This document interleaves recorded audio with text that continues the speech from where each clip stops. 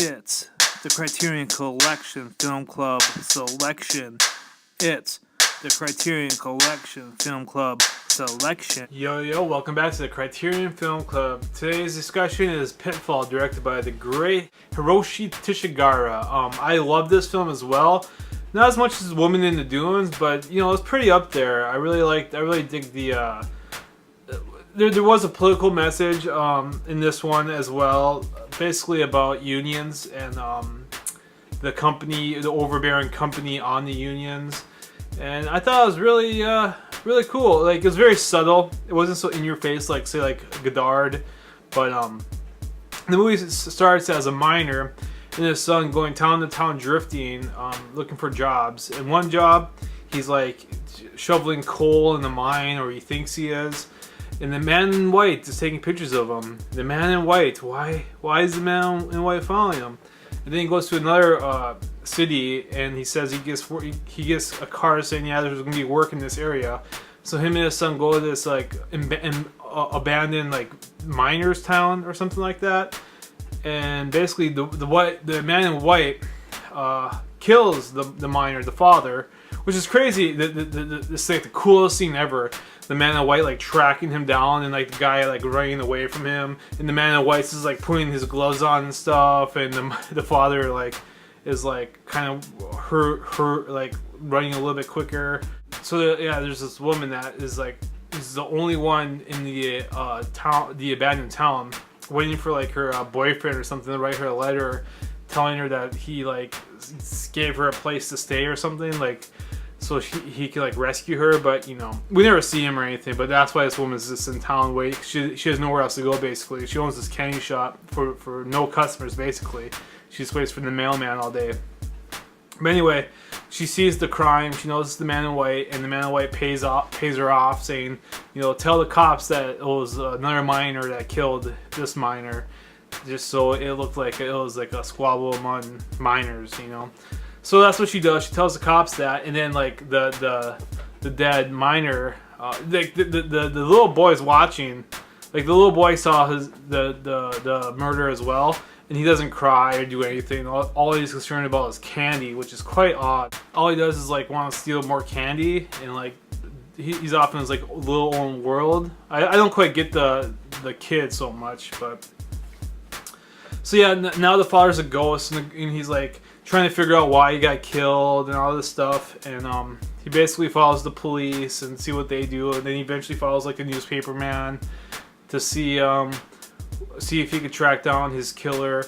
And he stumbles upon that his identical person, like there's a person that looks exactly like him. It's the same actor, but he's like head of the union for like the company, like a mining company. There's two fractions of unions, and he looks in like the miner looks exactly like the head union guy. And they figured out that it was a trap for the main union guy to get killed. And then the man in white told the candy shop girl that, you know, there's a bald spot on the guy's head right here. And the guy who has the bald spot is the leader of the rival union. So I think it's like, I don't know if Teshigahara wants us to believe that it's the company that's trying to cause these fights for the union, like to break up the unions and all that stuff. He makes us assume that the miner that got killed was supposed to get killed. It was supposed to be the leader of the union. So anyway, the leader of the union calls the rival leader of the union to like meet up and talk to the witness who the candy shop girl who identifies the rival union leader. So they go to the candy shop, and they realize that the man in white went there and like killed her. And before she died, the candy shop girl, the police chief or one of the police came to the shop when everybody was gone, and like raped her and just left when the man in white came to kill her. It was pretty weird. That scene was really weird, actually. It was like, oh, okay, all right, this is pretty random. It's chaotic. I think that's maybe his underlying theme of the story. Because at the end, the two union leaders kill each other. They become ghosts and they disappear. Whereas and the man in white just drives off in the scooter, and the candy shop girl wants to know why the man in white killed her. So her ghost is like running after the man in white in the scooter, and then the last shot is the son running in this abandoned town. It's a pretty good shot. So I don't know if I think the man in white represents the company and how they get away with anything and everything they want, and there's no such thing as justice or even truth. Like there's truth, but that doesn't mean it necessarily equals justice. And that's what I'm kind of coming to terms here. There's no rhyme or reason why things happen like this.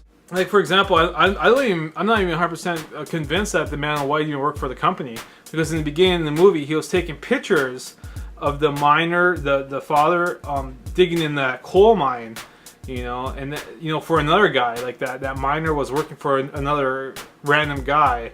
So I think that man in white signifies chaos and randomness, and everybody that died never got justice. They just became ghosts, and they just like wandered the land, and there's no justice for them. They never revealed what the killer's motives were or anything like that. I think it was just random. I don't know. I'm pretty sure he's the company, but I don't know. Like I said, he was taking pictures of the father digging in that coal mine for another worker or with another boss, and that's totally unrelated to the other people. And I think the man in white would know the difference between that miner and the rival union leader, because he gave him a message. He gave a message to the miner, not the union leader, even though it was a picture. But I don't know. It doesn't really matter. But yeah, I really love the cinematography. Once again, he does like these amazing close-ups. And that soundtrack is once again amazing as well. I love the soundtrack of this film. It's very eerie and gritty, and it's awesome. I really enjoy it quite a bit. So what are you guys' thoughts on Pitfall? What do you rate it in Woman in the Dunes? Because, you know, to tell you the truth, Pitfall is an hour and a half long.